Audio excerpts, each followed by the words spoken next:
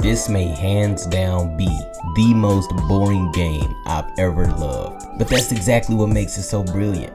I almost skipped out on Sable. It was free on the Epic Game Store recently and I figured, what the heck, why not? Now the game has no combat, no story forcing you forward, no villains, no save the world nonsense. It's just sand. And yet something happened. It's like the less the game gave me, the more I started noticing. The silence got louder, it felt like the stillness got deeper, and before I knew it, I wasn't playing Sable. It felt like I was actually inside it. Here's why this quiet little game hit me harder than most AAA blockbusters ever have. Now in Sable, you don't fight demons, save kingdoms, or unlock magical superpowers. You just leave home. Yep, that's it. You hop on the bike and you go figure out who you are. It's a coming of age story, but it's told through vibes. You're not following a checklist, you're chasing curiosity. At no point in the game does it tell you where to go. You just see something on the horizon, you go like, what's that over there? Let me go check that out. There's no marker dragging you forward, there's no boss fight waiting. It's just you, the desert, and whatever you find along the way.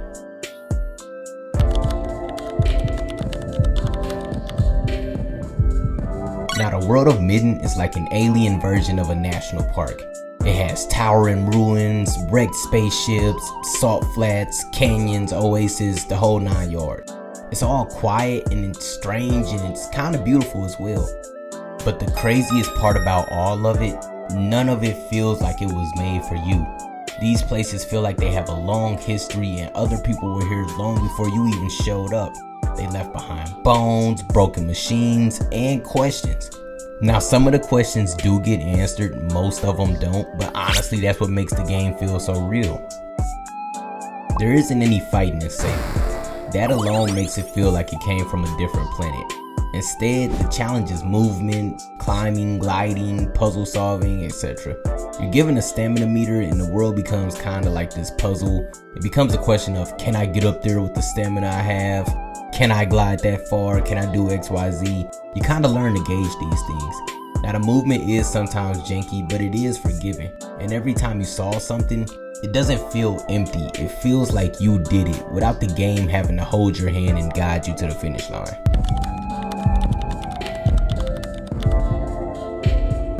Now I'm not gonna lie, visually it's extremely beautiful. The game looks like a moving graphic novel or a comic book. It's heavily inspired by French artist Mobius and Star Wars Jakku. It's dusty, alien, and colorful, but it's only like that during the day. At nighttime, it becomes an entirely different game. The game itself strips away its color and it's almost like a wireframe. Everything turns gray and it's kind of outline heavy as well.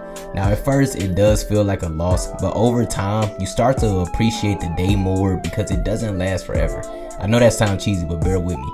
And honestly, the music is beautiful as well. It's composed by the band Japanese Breakfast, who before this game they'd never done a soundtrack before. And that's probably why the game hits so different. The music feels more emotional than a normal game, it's more dramatic. It doesn't really tell you how to feel, it just sits with you.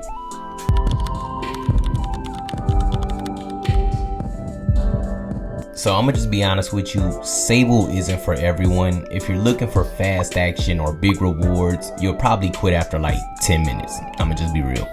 But if you let it pull you in, it does become something magical.